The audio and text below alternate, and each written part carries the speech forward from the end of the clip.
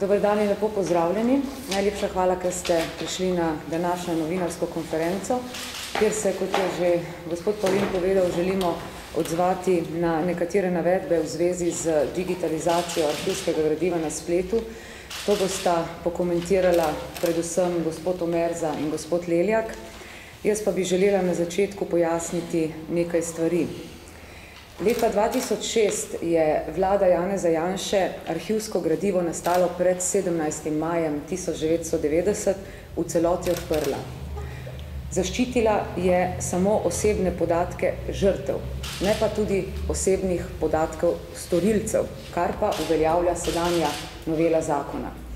In to je za nas popolnoma nesprejemljivo. Je nedostojno, je žaljivo in je sramotno izenačevati storilce kaznivih dejanj z žrtvami. Namesto, da bi se naredilo jasno ločnico med žrtvami in storilci, ter tako varovalo integriteto žrtev, se z izenačitvijo in prekrivanjem določenih podatkov raje ščiti integriteta storilcev, ki so delovali proti človekovim pravicam, ki so delovali proti človekovemu dostojanstvu in ki so delovali tudi proti pravici do nedotakljivosti človekovega življenja. To danes določa Ustava Republike Slovenije v 17. členu. Leta 2011 se je zgodil pomemben dogodek. Tedanji direktor Sove, gospod Selan, je protipravno onemogočil dostop do arhivskega gradiva publicistu in raziskovalcu, danes drugo podpisanemu pod referendumsko pobudo gospodu Igorju Omerzi. Na arhivska gradiva, v katera je gospod Omerza želel takrat vpogledati, je namreč samovoljno dal oznako tajno in tako gospodu Omerzi onemogočil dostop do arhivskega gradiva, pa čeprav mu je to po zakonu pripadalo. Gospod Omerza je takrat želel pogledati v arhivska gradiva od let 73 do 84. Tisto, kar je pa najbolj zanimivo, je to, da je največ težav imel z mikrofilmi iz dveh let, in sicer za leto 1979 in 1980. Naj pojasnim, da je to bilo obdobje, ko se je v Velikovcu zgodil bombni napad in takrat je predsednik komisije za manjšinska in izseljenska vprašanja pri Zvezi komunistov bil nihče drug kot nekdanji predsednik države in sedaj tudi pretendent za generalnega direktorja OZN, gospod Danilo Cirk. Zato še danes trdim, da je takrat prišlo da je takrat, ko se je to onemogočilo gospodu Omerzi, da pogleda v te dokumente, ni prišlo na podlagi strokovne odločitve, ampak na podlagi politične odločitve. Potem, kot veste, je Pahorjeva vlada spreminjala zakon iz leta 2006 in onemogočila dostop do arhivskega gradiva. Zato smo v Slovenski demokratski stranki predlagali referendum o zakonu o arhivskem gradivu.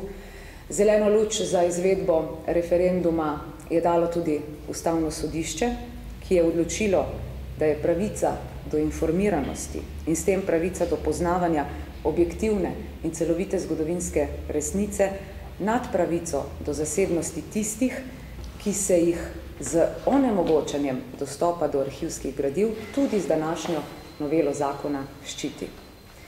Rezultat referenduma vsi poznate, 70,88% ljudi se je takrat opredelilo proti zapiranju arhivov. Danes pa lahko vidimo, da vlada, Ministrstvo za kulturo, stranke oziroma poslanske skupine koalicije, pa tudi Nova Slovenija, žal, to ljudsko voljo teptajo.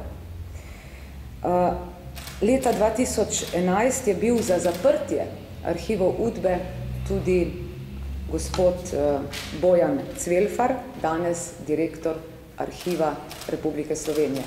Res, da takrat ni bil direktor arhiva, bil je direktor Zgodovinskega muzeja v Celju. Ampak takrat je bil za to, da se arhivi Udbe zaprejo. Vse države, ki so opravile s preteklostjo oziroma razčistile s preteklostjo, imajo danes ekonomsko in gospodarsko stabilnost. in zaradi tega imajo tudi vse pogoje za svetlejšo prihodnost. Takšen prelom se bo moral zgoditi tudi pri nas. Nemčija je to storila, Poljska, Češka. Češka nenazadnje ima popoln, odprt dostop do arhivskega gradiva v celoti. Glede na to, da ni bilo prav nikakršne potrebe po tem, da bi se noveliral zakon iz leta 2006, lahko tudi v tem primeru rečem, da ni šlo za strokovno odločitev, ampak je šlo izključno za politično odločitev. In cilj je bil jasen, onemogočiti publicistom, onemogočiti raziskovalcem, zgodovinarjem, pa tudi drugim uporabnikom arhivskega gradiva dostop do njega, da ne bi mogli odkrivati zločinskih dejanj UDBE.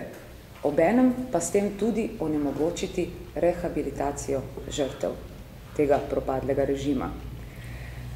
Zdaj pa naj na kratko, preden bosta besedo dobila še gospod Omerza in gospod Leljak, še povem moje stališče kot prvo podpisane glede poteze Arhiva Republike Slovenije in pa tudi vlade, da bodo sedaj začeli objavljati arhivsko gradivo na spletu.